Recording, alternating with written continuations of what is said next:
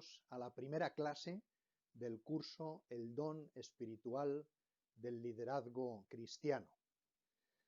Esta es la primera clase que va a aclarar o pretende aclarar el concepto de liderazgo como tal. Para ello, vamos a ver primero la etimología, luego vamos a ver la historia de la evolución de lo que es este concepto hasta nuestros días, desde antiguo.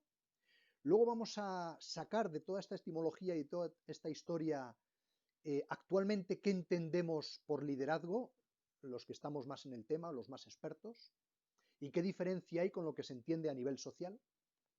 Y por último, veremos la importancia que tiene el ejemplo, ser modelo del rebaño, que diríamos a nivel cristiano, ser modelo del equipo, ser modelo de los hijos, ser modelo de los que nos rodean. Bueno, estos son los temas y este es un poco el guión para la clase de hoy. En primer lugar, el concepto liderazgo como tal, la palabra liderazgo, no está en ningún sitio de la Biblia. Por tanto, partimos de que es un concepto absolutamente humano. Otra cosa es que luego la gracia se apoye sobre gente que es líder, y vamos a ver por qué. La etimología, ¿de dónde viene liderazgo, liderar, líder? Pues viene de una palabra indoeuropea que es leit, y de leit surge en el mundo anglosajón la palabra lead, y la palabra en el mundo latino lead también. Lo que pasa que en inglés es lead, en latino es litis. ¿Qué significa en el mundo latino litis? Pues significa enfrentamiento, significa querella, significa disputa, significa proceso.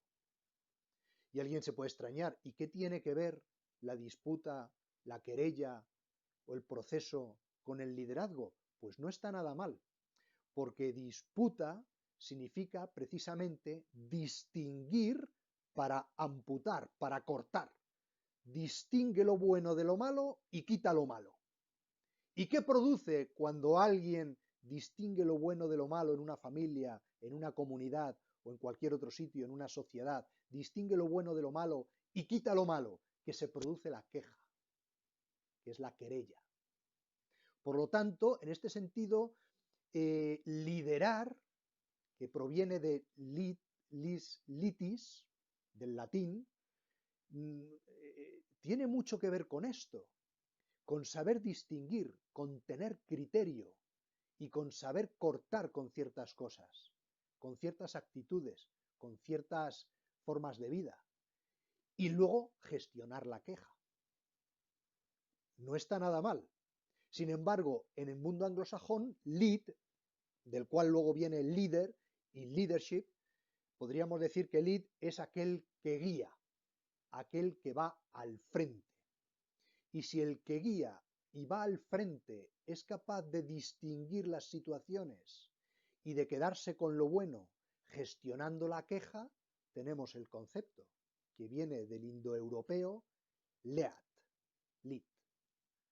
Por lo tanto, tanto esa variante latina como la variante anglosajona en el mundo actual no está nada mal saberlo. Claro, nos hemos quedado con aquel, parece que es el jefe, que es el líder.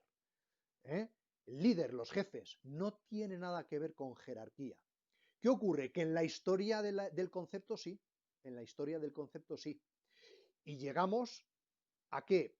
A lo que antiguamente se hablaba como el buen administrador, que de hecho sale múltiples veces en la Biblia. En la Biblia se habla del buen administrador. Jesucristo habla de cómo tiene que ser el buen administrador. San Pablo habla de cómo tiene que ser el buen obispo y el buen presbítero. El bueno, no el malo. El bueno, el correcto, el santo. Y entonces el buen administrador ya nos viene desde las Analectas de Confucio. Confucio en las Analectas, 7 siglos antes de Jesucristo, nos da 7 puntos fundamentales para el buen administrador. Mirad, los voy a leer de los apuntes porque son muy interesantes. En primer lugar, el líder ama al pueblo. lo renueva moralmente y procura los medios necesarios para su vida cotidiana. Ama al pueblo. Segundo, tiene respeto soberano a aquel que es el primer dominador o ser supremo. Respeto soberano. Cultiva la virtud personal y tiende sin cesar a la propia perfección. Cuarto, en la vida privada como en la pública, esto es muy interesante porque no tenemos dos vidas. Yo no tengo la vida, es que hay que equilibrar las dos vidas, la profesional y la laboral. Perdona, yo tengo una vida, no tengo dos, tengo una. Otra cosa es a qué dedique mi tiempo.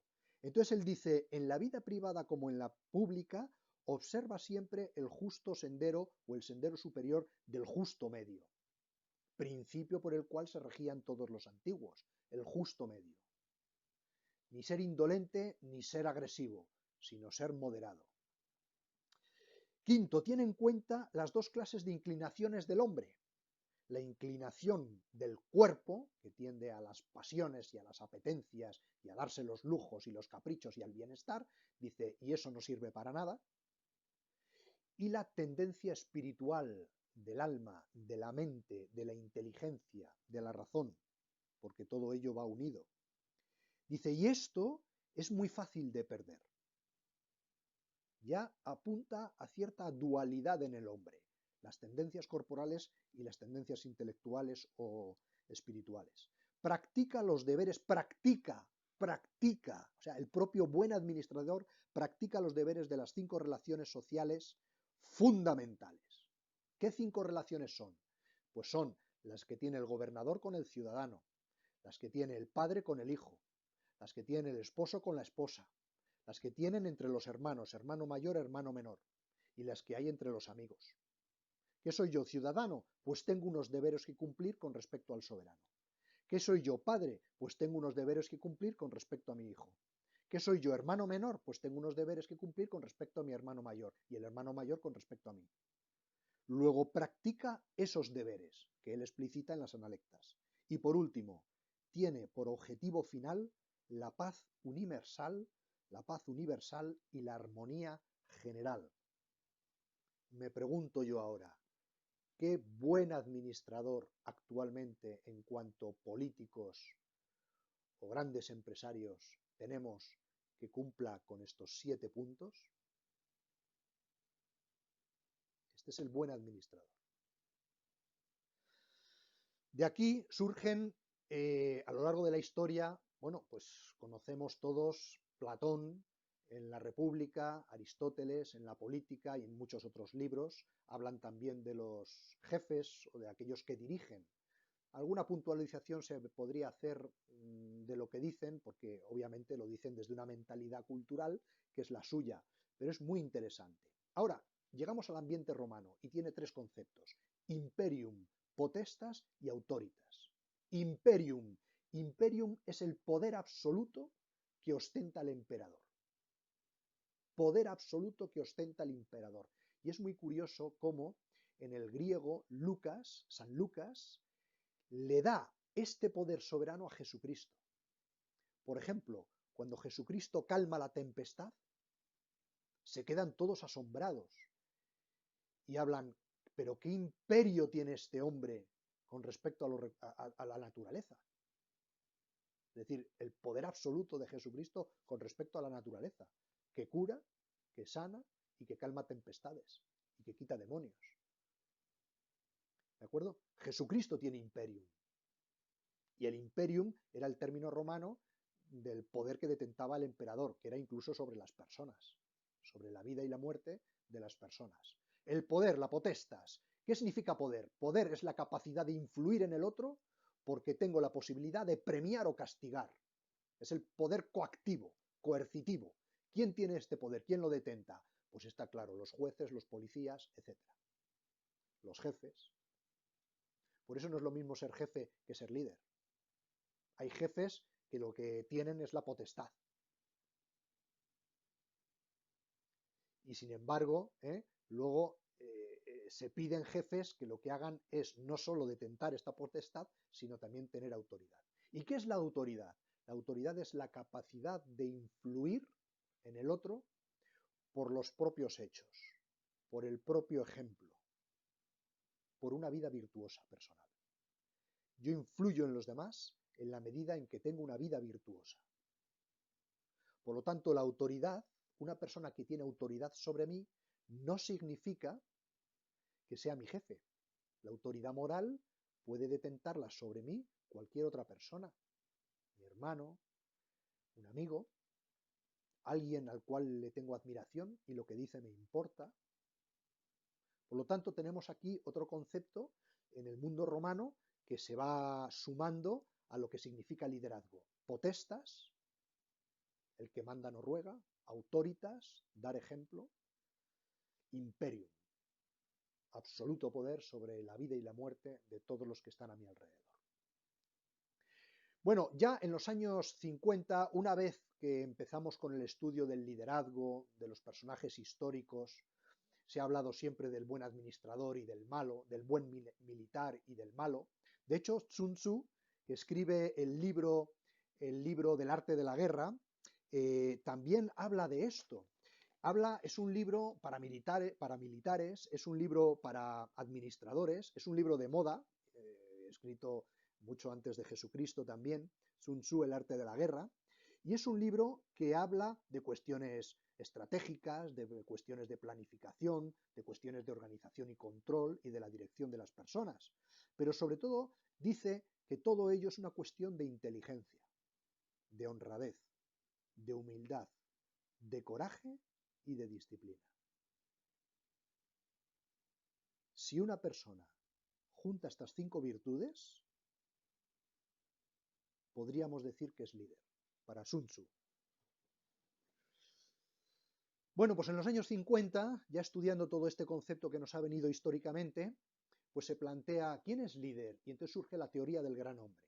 Líderes son aquellos grandes conocidos que han hecho grandes obras, ¿no? Por ejemplo, Gandhi, Bill Gates, Stephen Jobs, Hitler, Stalin, Margaret Thatcher, Obama, Trump,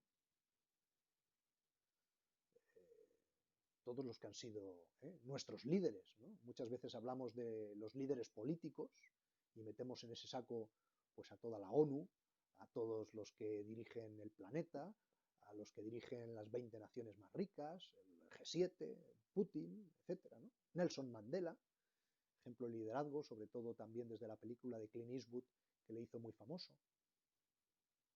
Es muy curioso porque en esa escena, que os recomiendo que veáis, la película Invictus, de cómo un terrorista acaba siendo presidente de un país como Sudáfrica y buscando unir entre blancos y negros, unir en una misma expectativa de futuro de país, ¿verdad? Busca unir, bueno, mediante la Copa del Mundo de rugby que se juega precisamente en Sudáfrica en aquel año y que ganó Sudáfrica. Es una película histórica.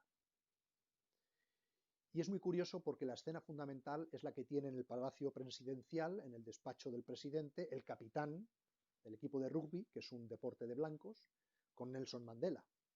¿Qué ocurre en esa escena? Voy a resumirla en varios puntos que me parece muy interesante, ¿no? En esa escena lo que ocurre es que al hablarle Nelson Mandela, primero le pregunta cuál es su ideal a la hora de liderar. Y el otro responde, con ejemplo. Y dice, es una verdad como un templo.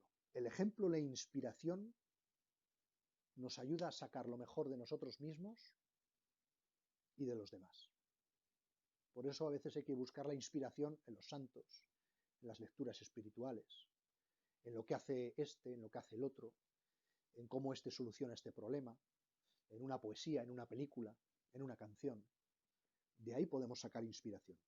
El líder genera visión de futuro, y es la visión que tiene Nelson Mandela, unir un país que ha estado dividido por el apartheid en un solo espíritu. Y eso lo transmite con convicción.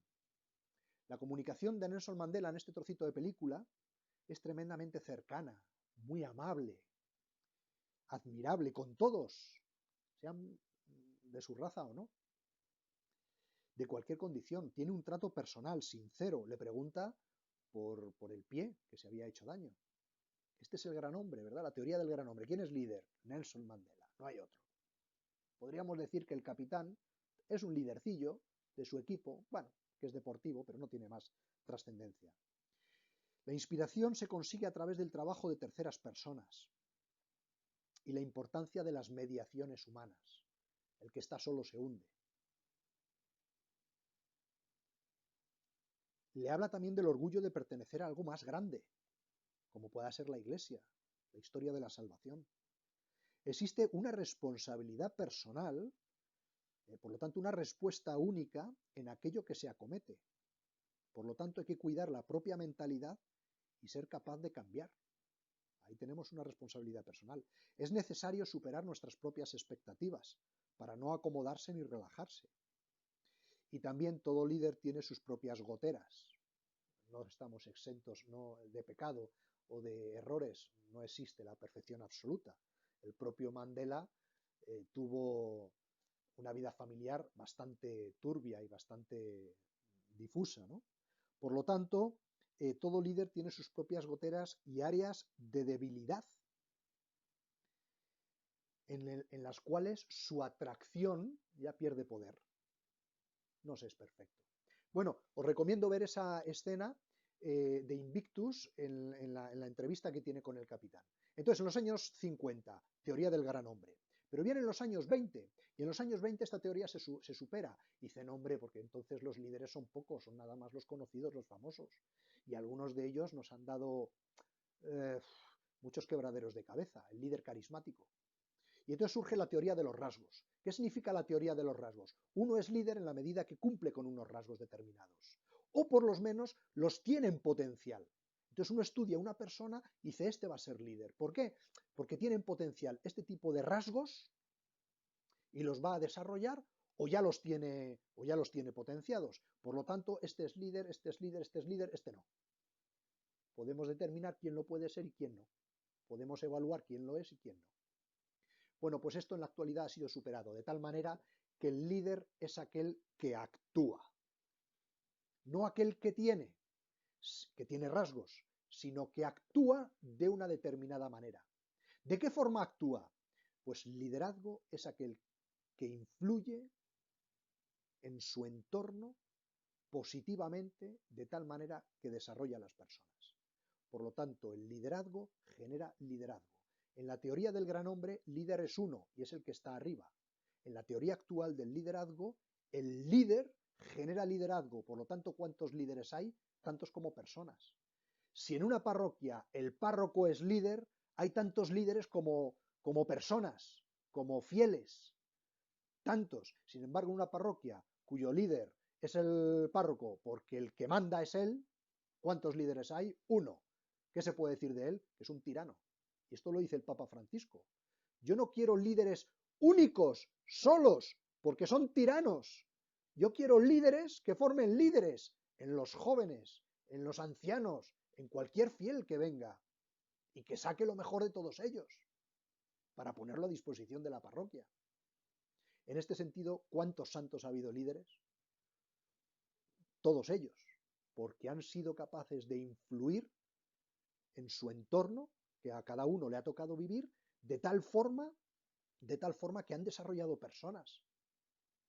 En primer lugar, a sí mismos, porque han logrado su propia conversión. Y en segundo lugar, aquellos que tenían y que Dios les había puesto en su mano, aquellos que tenían a su alrededor. Han desarrollado comunidades, aunque haya sido un eremita. Tengamos en cuenta que Santa Teresita del Niño Jesús, que es monja de clausura, aunque fue maestra de novicias, monja de clausura, es la patrona de las misiones, porque en la oración también se influye, en el poder de la oración. Pero quedémonos con el concepto humano, es aquel que influye de una determinada manera, mediante su acción. Mediante su acción. ¿Cómo influye?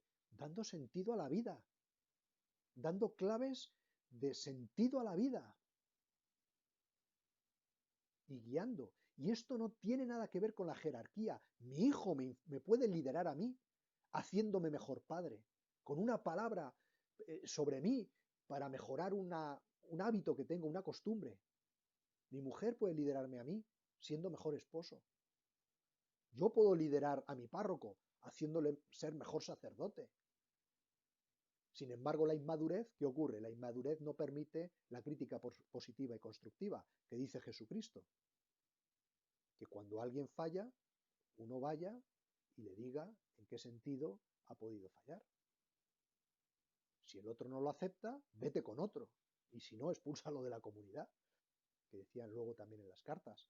Por lo tanto, es decir, la corrección fraterna es fundamental y es un arma de liderazgo y de influencia positiva, no la crítica, no el sarcasmo, no el cinismo, no la ironía, no las palabras por la espalda. Pero claro, ¿cuál es la mayor manera de liderar? La mayor forma de liderar es dar ejemplo. Y aquí Max Scheler, permitidme que os lea un texto de Max Scheler, tremendo, habla del liderazgo, habla del modelo y por tanto de liderar, ¿no? Y dice, de las múltiples fuerzas e influencias misteriosas que configuran nuestra vida humana y que la orientan hacia el bien o hacia el mal, los modelos son de las más poderosas. Hay muchas fuerzas que nos orientan, pero el modelo es lo más poderoso, porque opera en lo secreto, no nos da órdenes, no lo sentimos. Es una influencia que transforma el alma en profundidad sin dar razones. Todo hombre tiene ante sus ojos la imagen de lo que debe ser, de lo que quiere ser. Mientras no lo sea, no está tranquilo. Esta es la potencialidad del liderazgo y del modelo y de dar ejemplo. Por lo tanto, el ejemplo es lo más fundamental.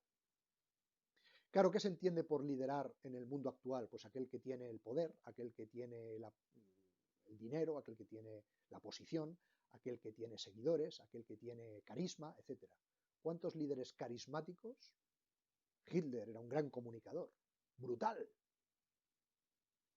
Sin embargo, nos han llevado a desastres mundiales. ¿Se puede llamar líder? De ninguna manera.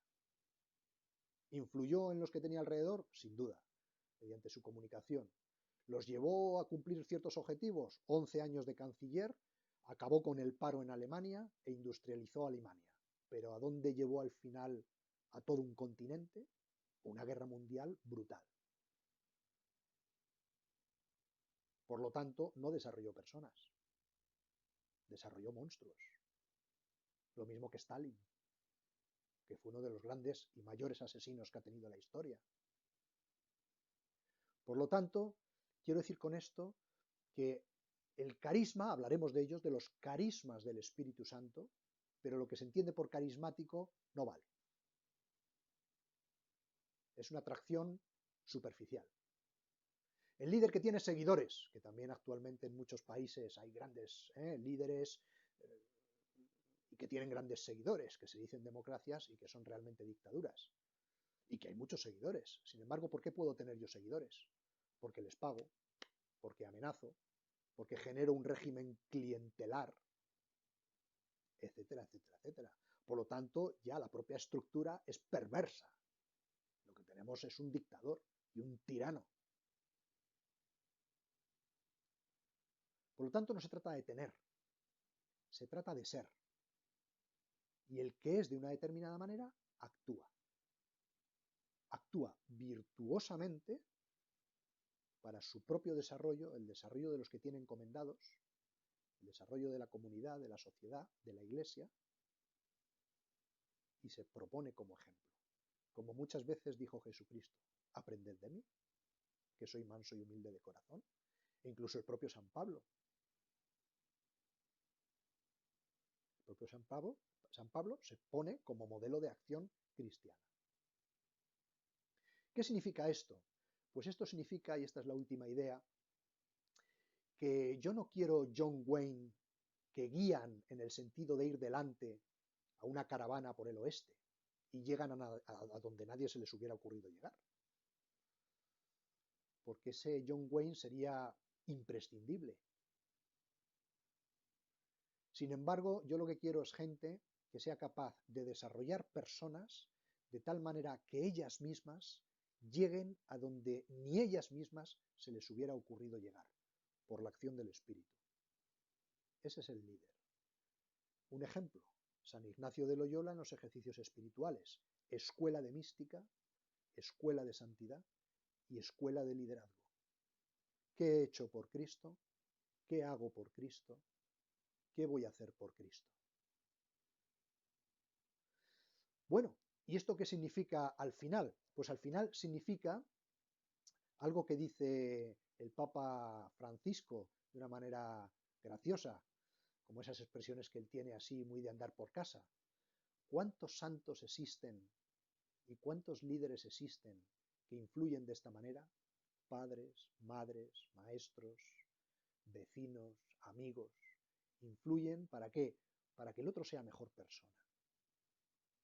Dando una palabra de aliento, dando una palabra de esperanza y sobre todo siendo testigos y mensajeros del querigma, que tanto nos amó Dios, que nos envió a su Hijo para que por su muerte y resurrección yo sea salvado personalmente de mi pecado y de la muerte.